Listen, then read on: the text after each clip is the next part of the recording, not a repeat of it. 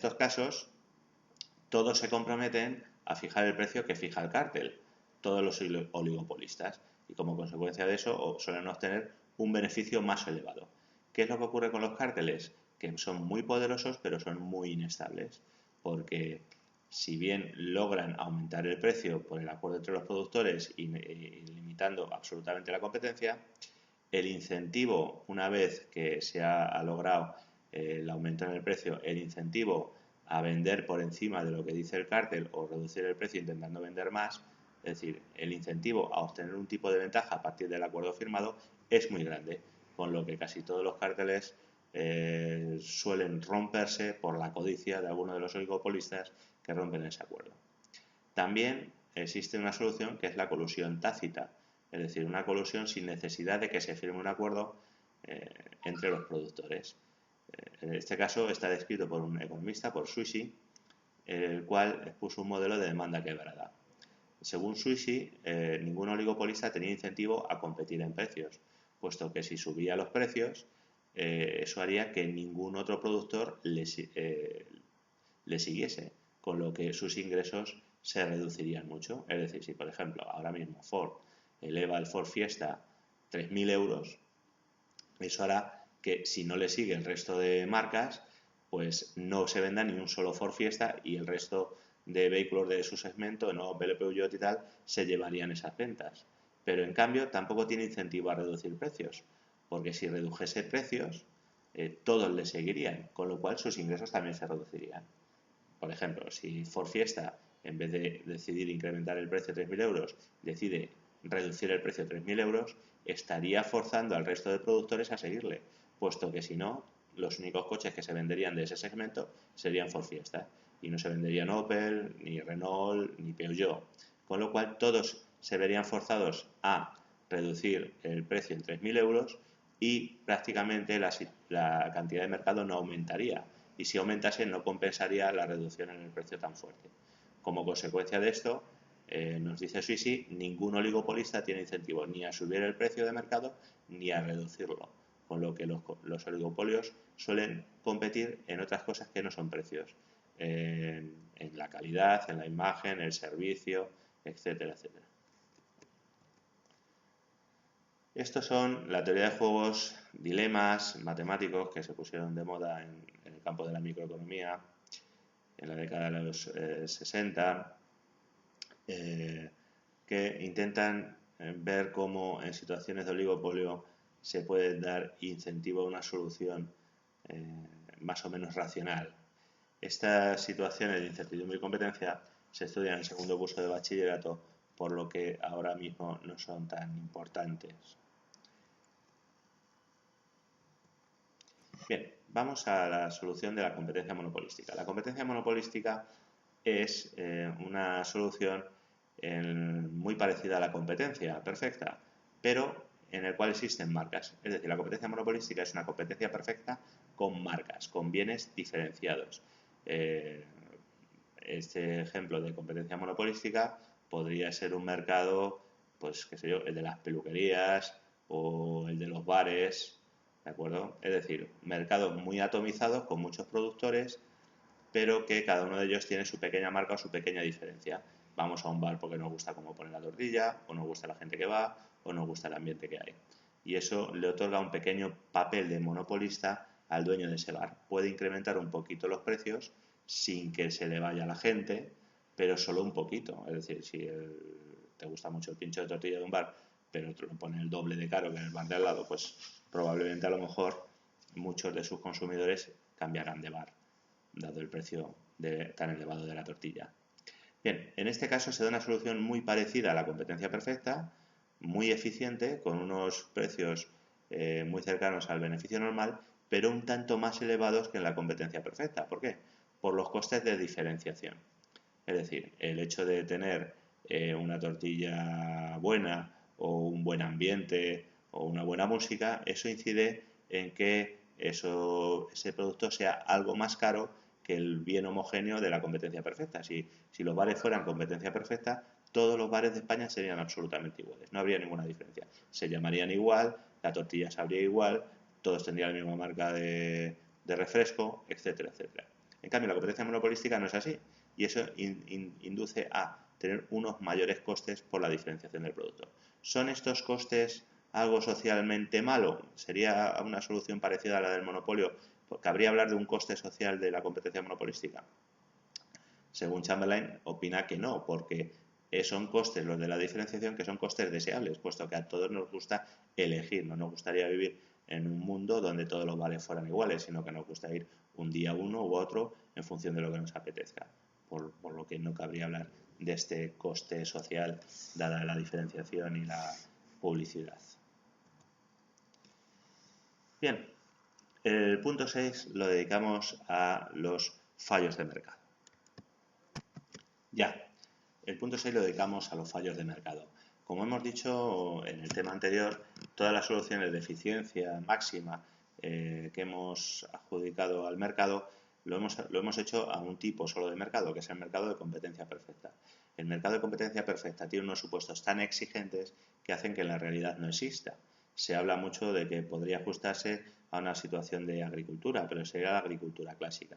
Es decir, en ningún mercado hay muchos compradores y muchos vendedores, o sea, tantos vendedores como para que una empresa sea atomística, sea una parte infinitesimal del mercado. Es difícil.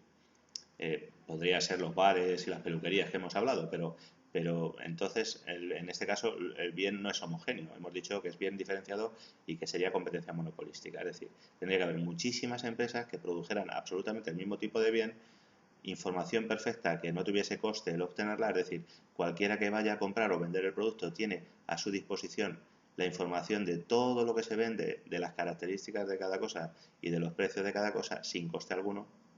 Y además tiene que haber libertad de entrada y salida de empresas absoluta en el mercado.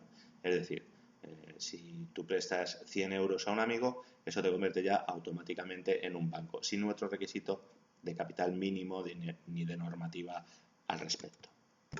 Como esto es muy difícil que se dé en la realidad, lo que suele haber en la realidad es fallos del mercado. Es decir, los fallos de mercado son estas situaciones que vemos aquí. La competencia imperfecta, las externalidades, los bienes públicos y la información imperfecta. Esto hace que toda la supuesta eficiencia que hemos atribuido al mercado no se dé y no se observe en la realidad, y que en la realidad lo que haya es generalmente ineficiencia y por lo tanto costes sociales que hay que intentar paliar respecto a la solución que da el mercado. Bien, vemos el fallo de mercado de las externalidades, efectos externos. El efecto externo es un efecto, es el efecto que provoca una actividad de producción o de consumo de un agente sobre otro y por la cual no se establece ninguna contraprestación entre ambos agentes vía precio. Es decir, imaginemos que una empresa produce y contamina el río y eso tiene un efecto externo sobre un agricultor que tiene una huerta un poco más abajo, puesto que contamina las aguas con las cuales riega la huerta. Eso es una externalidad, en este caso negativa. Si no se llega a un acuerdo vía precios entre ambas partes, se tendrá que recurrir a otro tipo de solución por el efecto externo que ocasiona la empresa contaminadora, puesto que la empresa contaminadora no contabiliza como un coste en su cuenta de explotación el hecho de que está contaminando el río, puesto que el hecho de que lo contamine o no lo contamine a ella le sale gratis. Pero también hay efectos externos positivos. Es el caso de alguien que, si un vecino toca esplendorosamente el piano y nos apetece y nos gusta escuchar piano, por ejemplo, una música agradable, las vacunas o la educación. La educación genera efectos externos sobre los individuos que no son muchas veces tenidos en cuenta por los propios individuos. En este caso, todo lo que valdría para la externalidad negativa valdría para la positiva, pero con signo contrario. Entonces, ¿cómo hacemos para corregir estas situaciones de externalidades negativas y positivas? Bien, para solucionar las externalidades negativas podríamos recurrir a la internalización de costes, es decir, hacer que la empresa incrementase sus precios por los efectos externos que ocasiona. En el caso de la empresa contaminadora, le obligaríamos que incrementara los precios para que se pagase formas de limpieza del agua o eliminación de residuos y vertidos al río. que contamina la huerta del productor de más abajo. En este caso sería una solución bastante eficiente, puesto que solo pagaría por la externalidad aquel que la provoca, que sería la empresa contaminante, y al aumentar el precio de los productos de esa empresa contaminante, se reduciría la demanda social de ese producto, de un producto que es nocivo para todos, con lo cual sería una solución bastante interesante.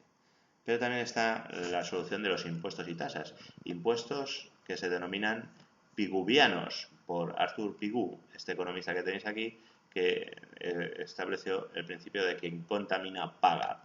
Estos impuestos piguvianos lo que consiste es en hacer que las empresas contaminantes paguen un impuesto por su actividad. Alguna tasa, la tasa ecológica, la ecotasa que se viene a llamar también, por la actividad, por el daño externo que están causando y que ellos no contabilizan en sus cuentas de explotación. Esa podría ser otra solución, al igual que la negociación. En última instancia, por el tema de COS, si los derechos de propiedad están bien distribuidos, se podría llegar a un acuerdo siempre más eficiente entre las partes privadas que mediante intervención pública. El problema es que en el caso del río que estamos poniendo como ejemplo, nadie obtendría los derechos de propiedad, puesto que el río es de todos, el río no es de nadie. Tenemos también los bienes públicos. En el caso de los bienes públicos serían aquellos que cumplen el principio de no rivalidad en el consumo y no exclusión. Es decir, no rivalidad significa que los bienes públicos pueden ser consumidos por más de una persona a la vez. Y no exclusión quiere decir que no se puede saber el beneficio particular que reporta a cada individuo el consumo de ese bien. Pensemos en el Parque del Retiro.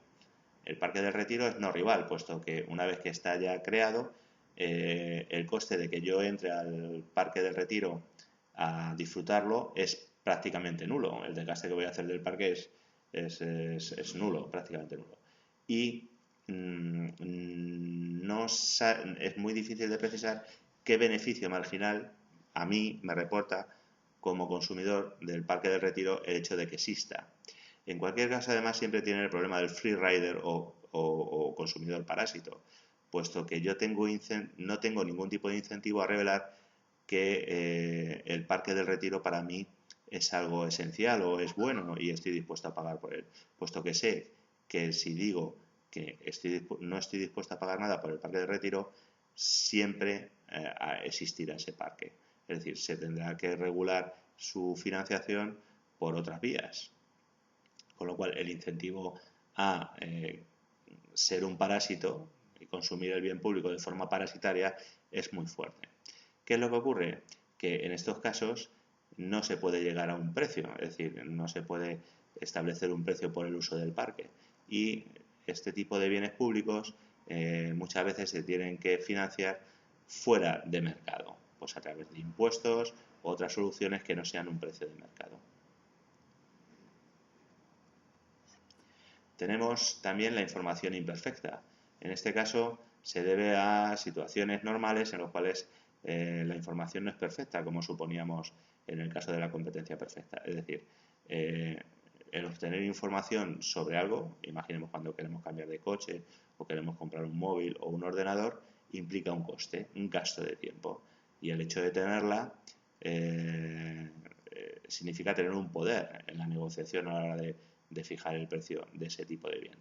Esto incurre en situaciones que se denominan informaciones asimétricas y selección adversa.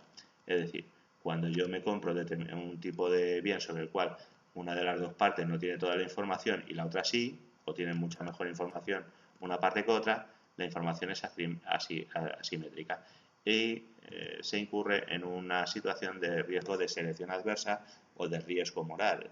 Es decir, una posibilidad de